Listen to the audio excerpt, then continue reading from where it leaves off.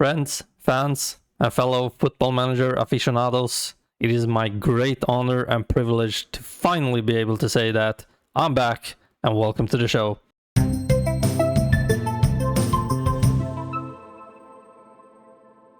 About half a year ago, I got a full-time job, and it simply wasn't possible to combine working and streaming and creating content at the same time. It wasn't sustainable in any way, shape, or form to work full-time, stream, edit videos, upload videos, so I simply had to take a break. But thankfully that job only lasted until this summer, which means that I now finally have some time to get back into the game. So yesterday I had the pleasure of finally be able to stream again, and today I wanted to take the opportunity to just share my joy and introduce you to my upcoming project that is going to be the focal point of my streams and my content going forward. So what we are going to do is a Moneyball save in Football Manager. And what is Moneyball, you might ask?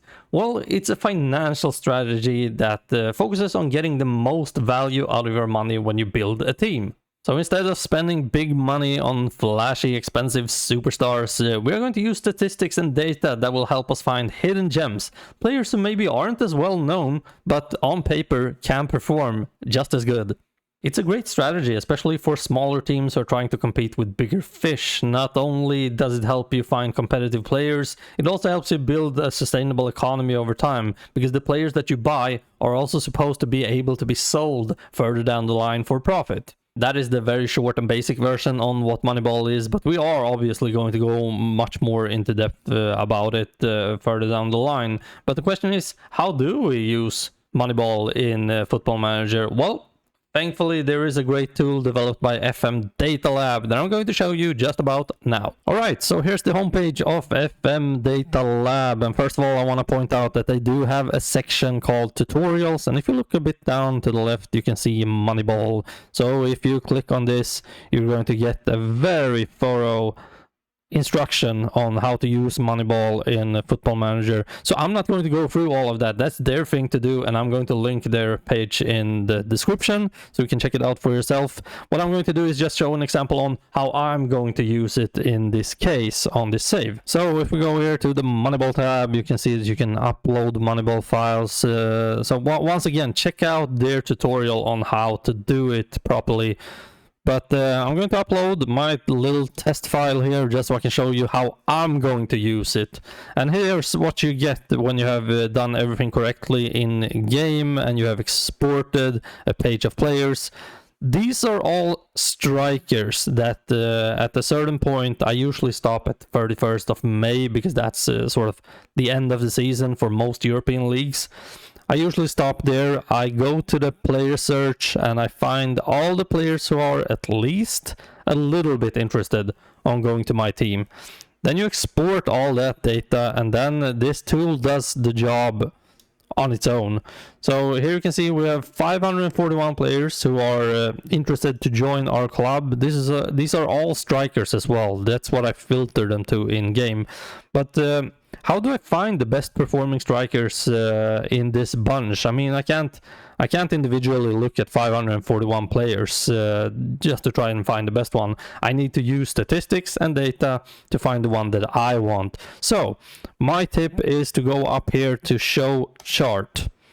And now you can see these are all the 541 players that are interested in joining our club. Right now they are sorted on XG overperformance and goals per 90. Those are very good metrics if you are looking for a striker. You obviously want someone who overperforms their XG, because it means they are a good finisher.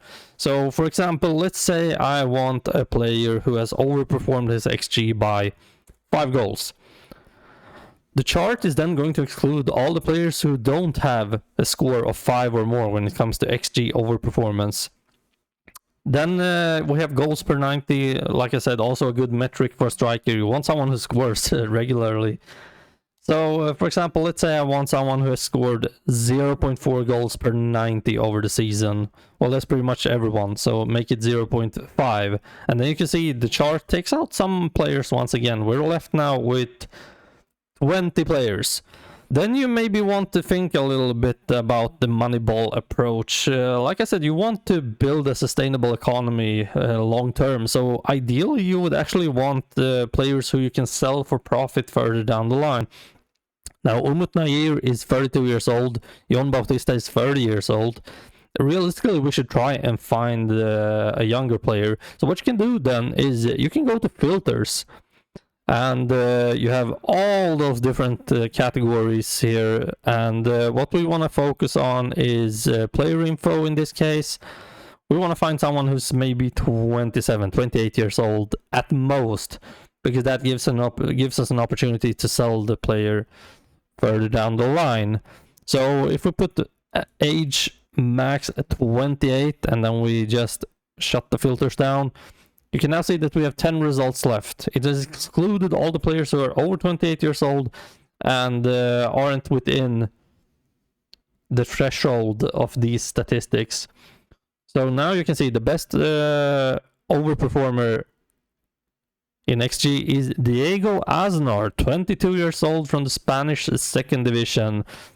That's a great option. You can also see that his wage is 2,000 per week, 2,000 euros per week, and his transfer value is only 50k to 500k euros. So that is telling you that this might be someone worth looking at. If we look at the top of goals per 90, we have Miguel de la Fuente, also from the Spanish second league, 26 years old, but he's way more expensive. Look at that transfer value, 6.8 million to 10 million, and a wage of 8.5 thousand euros per week.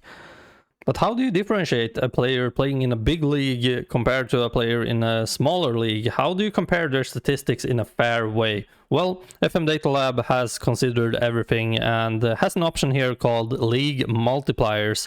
So what this tool does is that you add your own league multipliers, and those multipliers are then applied to the statistics of a player playing in that certain league. So, for example, if we take a look here at Serie A, the Italian league, I mean, Italy, Germany, Spain, France, England, the top flight divisions there are sort of the baseline that you want to have as the foundation. So the performances in those leagues shouldn't be devaluated. They should stay at the very top. But to then compare players from, for example, let's say the Turkish league.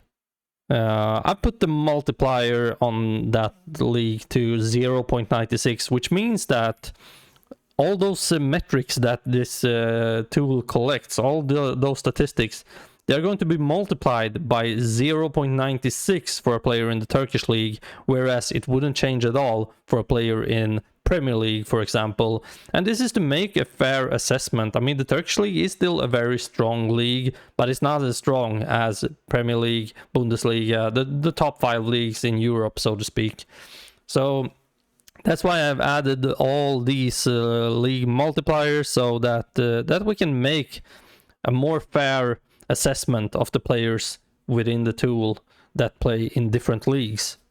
If you want to make a Moneyball save, you want to have a lot of playable leagues, and if you're playing on a potato, it might not be possible to have as many leagues loaded, but I am going to show you my setup here, and this is really useful because these are going to be all the leagues that you can collect statistics and data from, which makes this tool so powerful when looking for hidden gems. As you might have figured out by this point, we are going to be playing in Spain. We're going to use Rayo Vallecano, and it's one of my favorite clubs. I became very fond of Rayo Vallecano in my childhood for several reasons. One of them is this amazing shirt. It's not a coincidence that I'm wearing one of the finest pieces from my own personal collection today. And this Rayo Vallecano shirt is not only a replica of this amazing shirt with the B on the front. It is a match-worn shirt by John Bolo Perez, a Rayo Vallecano icon, who actually scored a goal in this very shirt 1999 against Deportivo La Coruña, the year that Deportivo La Coruña went on to win the entire league. Now, Rayo Vallecano also has a bit of a history with some Bosnian players. I am Bosnian myself, so that also adds to the affection that I feel for this club. So I thought a lot about which leagues would be useful to include while playing in Spain, because you have certain rules that you need to take into consideration when building a team in Spain. For example, you only get to have 3 non-EU players. I'm going to get back to that in just a little minute, but first I want to show you just the leagues that I have added. Now, for all of these nations, apart from the top 5 ones in Europe, which then is England, France, Germany, Italy, and Spain, I've only loaded the top divisions for all the others, but for those I've loaded the top 2 divisions, except for Spain, where I've loaded the 3 highest divisions. As you might have noticed, I've also loaded some leagues that aren't included in the base game. For example, we have 14 African leagues. Now, this is also related to the squad building rules in Spain, which I am going to get back to in just a minute. We also have countries like Andorra, for example, for its proximity to Spain. The same goes for Gibraltar and Dominican Republic, Mexico, Spanish-speaking countries. Makes sense to include them. Dominican Republic is an odd one, but their players aren't counted as non-EU, and it doesn't add a lot of players to the save, so it doesn't hurt to include them. Argentina, Brazil, Colombia. Now, South America, I would like to include more South American leagues, but their players are counted as non-EU, so we only have a limited spots for those, so it made sense to try and include the African countries, for example. And let's talk about those squad regulations so you can understand it a bit better, why all these are included. So when you are building a squad in Spain, you have certain rules that you need to take into consideration, and especially the rule that says maximum of 3 non-EU players. Now, that is a very vague description. What is actually a non-EU player? Well, if we scroll down a bit in the rules, you can see that nations treated as EU. So all the countries that are included here are treated as EU players. So if we take a look here at all European Free Trade Association members, for example, then you can see that Iceland, Liechtenstein, Norway, and Switzerland all counted as EU players. Nothing weird with that. You'd kind of expect that. But if you look at the row below, all African, Caribbean, and Pacific group of states nations. Now, all the countries that you're going to see on this list are counted as EU in Spain. So, for example, you have here African, Caribbean, and Pacific group. You have Angola, for example. You have Cameroon. You have Democratic Republic of Congo. You have the Dominican Republic that we mentioned earlier as well. Ghana, Ivory Coast, Mali. You see where I'm going with this. Nigeria. You have Senegal. You have South Africa and Zambia. I know we included as well. All the players from these countries are counted as EU in Spain, which means that they don't take up any of those free slots of maximum 3 non-EU players. And if you're a veteran and have played Football Manager for a while, you obviously know about how attractive the African market can be when it comes to find young, cheap players that you can develop, that you can sell for profit further down the line. I mean, it's obvious to include all these countries if you're playing in Spain and you're doing a Moneyball save. Imagine the bargains that we can find in these nations and sell on for profit further down the line. Apart from those countries, you also have several other European or African countries. Morocco, Tunisia, not mentioned in this group, but still included as EU players. You have Bosnia, which we have loaded, Ukraine, Andorra, as you can see, all Turkic nations. We have included Azerbaijan, I believe, Turkey. So, yeah, there's a plethora of countries that aren't part of Europe or the European Union, but they are counted as EU in Spain, which does give you some freedom when building a squad, and it's exceptional for this Moneyball approach. I also want to quickly show the manager that we are going to use in this save. Now, I like to keep my saves a bit realistic. So I don't like to take myself, for example, put in a club like Rayo Vallecano as the manager. So in this save, we're going to toy with the idea that their previous player, Elvir Bolic, the Bosnian striker, sort of sold the board a pitch about how he's going to help out the club with their finances using the Moneyball approach. That is sort of the storyline that we're going here. So I think he is quite similar to the real life version of Elvir Bolic. I'm going to include a picture of him just next to that in-game avatar so you can compare and see how alike he actually is. But that is going to be the manager that we're going to use throughout this entire save. I also want to say some words about the skin that we're using, because you might also have noticed that this isn't the regular base skin. It's a very special one. This one is developed by Masterman FM, a great content creator. He also has a wonderful series called the Moneyball Clinic that you should check out here on YouTube. He's developed this fabulous skin, which also is a necessity pretty much to play Moneyball. You don't want to see the attributes of players. This is going to be driven on statistics and data. So this is a pseudo attributeless skin, which doesn't exactly show how good players are in different attributes. It only gives you a brief idea. So for example, Augusto Batalla here, our goalkeeper in Rayo Vallecano, if you look at his attributes, you can see the reflexes. It's the biggest dot, the big yellow one. That tells you, if we click here on attribute key, that his reflexes are between 16 and 20. All these other red dots, or sort of light red dots, tells you that these attributes are somewhere between 11 to 15. Now these smaller, a bit darker red dots means that he's average in these attributes. And then you have the smallest version, which means that he has between 1 and 5 in attributes such as dribbling, crossing, corners, free kicks, and penalties.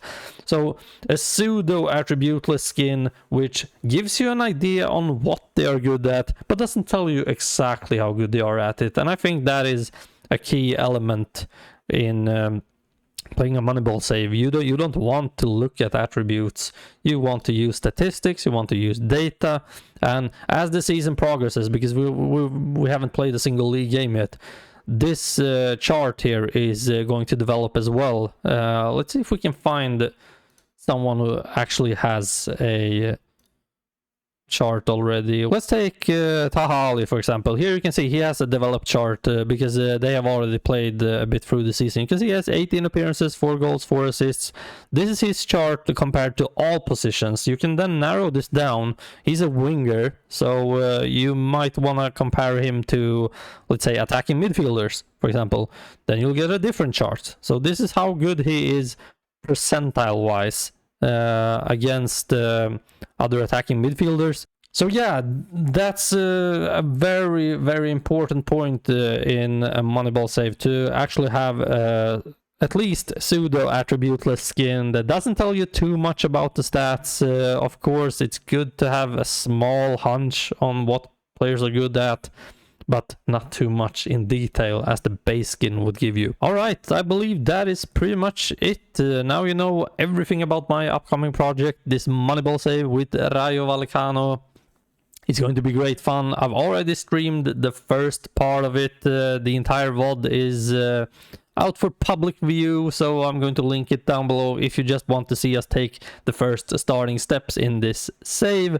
I'm not going to make a video about it because it's only pre-season, tactic building and so on. But I am obviously going to make a series out of these, and we have our first league game upcoming against our big rivals, Getafe, in 7 days. So from now on, I will pump out videos on this Moneyball save. You won't see much of the actual Moneyball approach until the actual end of the season, I would say, because there isn't any real statistics or data to gather early in the season, and we don't really have an opportunity to buy any players, except for maybe in January. But yeah, the big thing comes in May. At 31st of May, we're going to use our filter. We have a Moneyball May filter that we need to apply. And this filter is now going to allow us to show all the players from all these different leagues. These are the European leagues, South American, and the Mexican and Dominican Republic League. This is going to show us all the players from those leagues who are interested in joining us on a transfer. Then we can narrow this down to a certain position, for example, goalkeepers. And then we will take all their data and export it into the FM data lab. So as you can see, we have put it to at least 2,000 minutes played now, since the season hasn't even begun yet. This only applies for players in Argentina in this case. So when May 31st, 2024 comes, then we will bring out this filter once again. We will take all the players from different positions, put them in the FM Data Lab tool that I showed you earlier, and use the statistics and data to make us as competitive as possible and allow us to build a profitable, sustainable economy in the future and challenge the big boys while not spending big money. So yeah, that's pretty much it for this video. I'm gonna stop yapping now. I'm just getting too excited talking about this. So hopefully I will see you in stream whenever that happens, and I hope you will come along on this wonderful journey that we're going to have with a wonderful team. I hope I'll see you there. Thank you very much for watching. If you haven't heard this video all the way until now, kudos to you, and take care of yourself, take care of each other, have a wonderful day, wonderful evening, whatever. I'll see you next time. Peace.